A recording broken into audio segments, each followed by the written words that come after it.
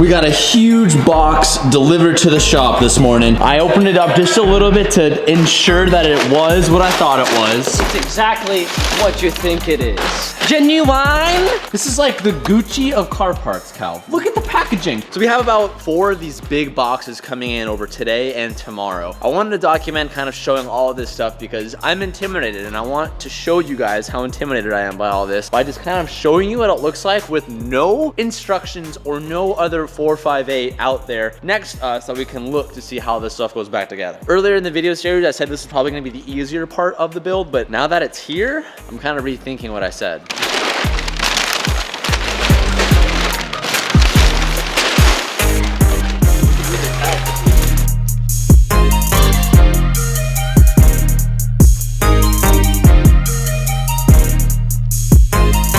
Well, box 1 contains of a lot of things. Mostly looks like AC lines, power steering lines, coolant lines, some front meshes for the front bumpers and stuff. So I guess before we go any farther, we have to put this Ferrari on the lift because that's probably where it's gonna live for the next week or so.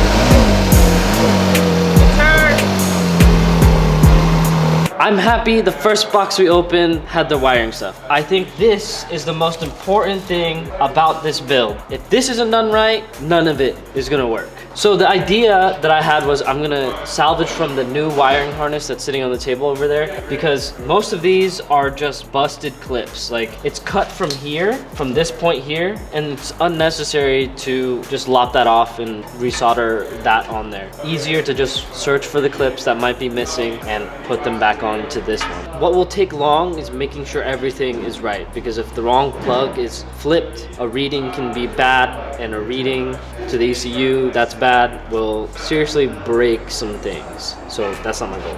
So here's a new harness that we were sent that Calvin was referencing. So as he said, most of this harness is intact. They ended up just chopping it off from the base of the chassis, which is okay because I think rather than using this whole new harness, we're gonna see if we can salvage that other harness and just replace it with busted clips that we have because most of that harness is intact. It's just, like I said, missing some key components. So we're gonna try to do the least amount of work possible and salvage whatever harness is better. So we'll get to that later today.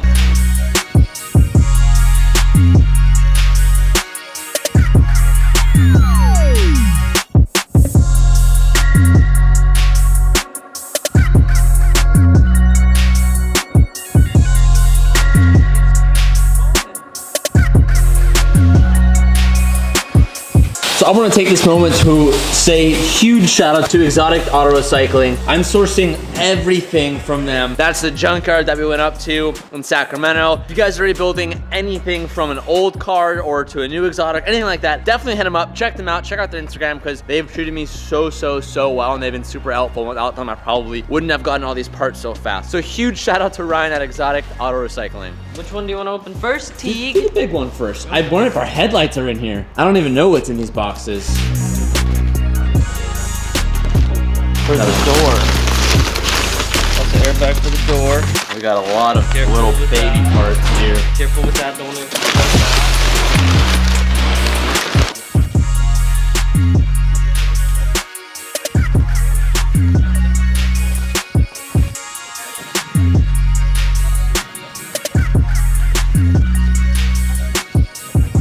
So the first box was a bunch of like sensors, horns, winglets, front bumpers, miscellaneous things that we had to plug into. And the airbags, which are important, and the airbag module. I don't think we're gonna get to this today. This is probably the last kind of steps. Or TJ could tackle the front bumper and make that look pretty. We got a whole bunch of bumper stuff. On to the next box.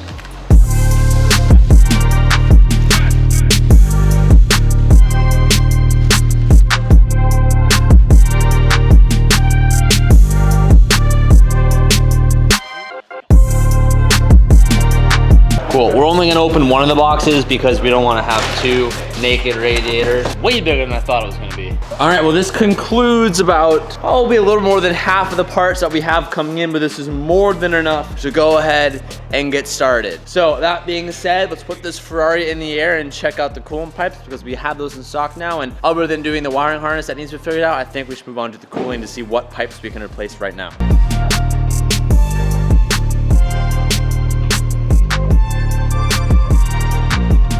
So I think this is where we're gonna start. We're gonna gather up pieces per system and figure it out by system basis. So right now, I think what we have tangible is bumper stuff. From bumper, we have vents, we have these things, whatever these things are, I haven't opened them. From bumper can be done and put away, and then we can move on to the cooling stuff, and then power steering stuff, and then inevitably the wiring stuff.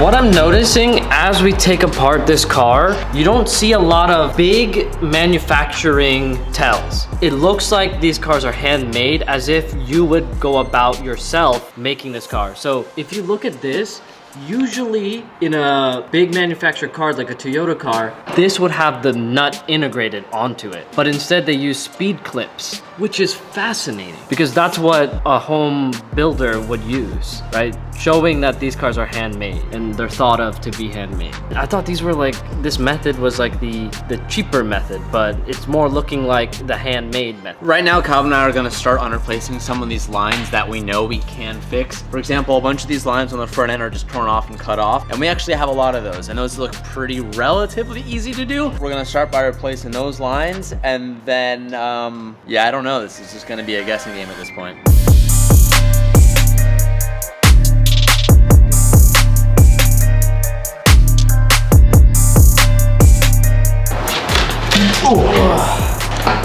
This side.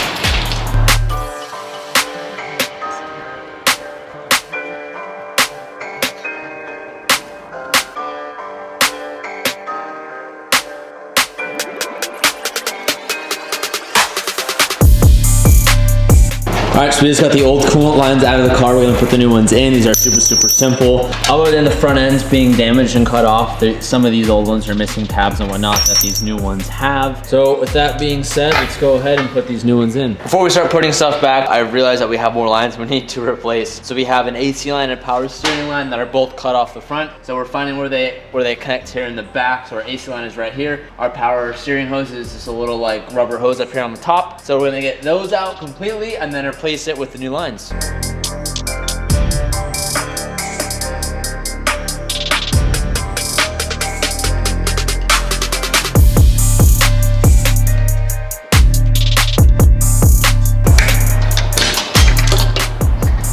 Where we're currently at is we're trying to remove the back of the power steering line because it's smashed over there. So we're running into this clip. I've never seen it before. TJ's never seen it before. I'm investigating and I think I could get it off without destroying it because earlier we had to destroy one over there. Trying to not destroy stuff. Ooh, ooh.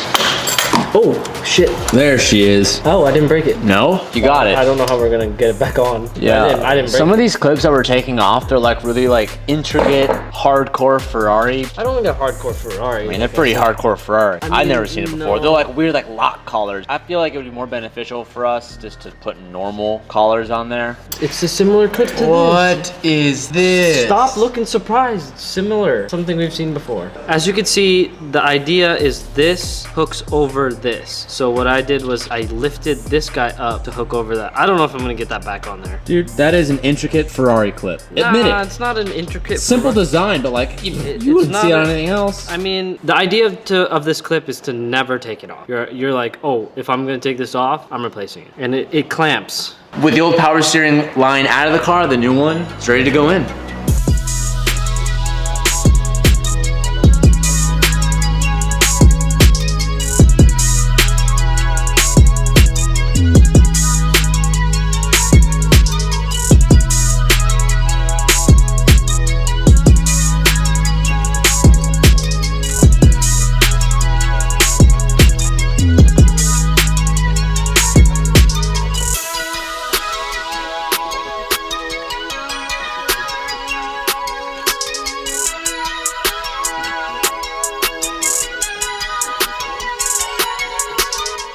So we've just replaced all the cooling lines, power steering lines, AC lines, and replaced some of the AC condenser bits that were already destroyed from the car. We made really good progress today, but we decided that we didn't want to get too far into it without losing focus that the wiring harness wanted to be one of the first things we put back together. We don't have the tools necessary to do that right now because Calvin has all of it at his house, so he's gonna bring that here tomorrow. We made really good ground today. We're still missing a lot of things from the car, not so much like major key components, but like small stuff. Like we're noticing that all the radiators, we found the mounting places for it, but we're missing like bushings and the washers and the hardware for it. Little stuff like that that actually prevents you from getting that stuff done or getting it done properly. So we definitely want to be patient with that and wait on that. But things that we can do right now is we can rebuild the front bumper, which sounds kind of weird because why would you need to rebuild a bumper? But there's actually like the bumper breaks down into almost like 16 or 18 pieces with the sensors and all the mesh grills and all that stuff. We need to put back the interior. We have all of our airbags now. We have the new steering wheel airbag. We still need to do a full hard mount on the fenders,